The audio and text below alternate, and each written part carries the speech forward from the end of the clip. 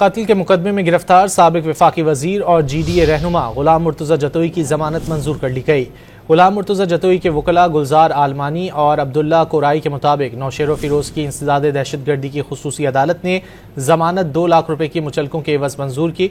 गुलाम मुर्तज़ा जतोई पर डोकरी, बाडा और खैरपुर में एक मुकदमा है। इससे पहले सिंध हुकूमत ने गुलाम मुर्तज़ा जतोई के केसेस की समाअत हैदराबाद के नारा जेल में करने की मंजूरी दी थी।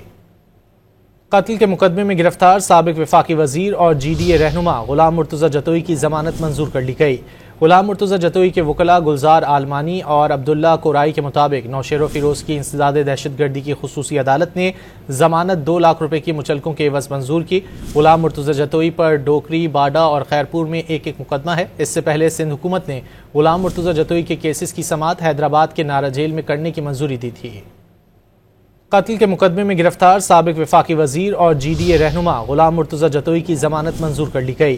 गुलाम मुर्तज़ा जतोई के वकला गुलजार आलमानी और अब्दुल्ला कोराई के मुताबिक नौशेर फिरोज की इंसदाद दहशतगर्दी की खुसूसी अदालत ने जमानत 2 लाख रुपए की मुचलकों के एवज मंजूर की।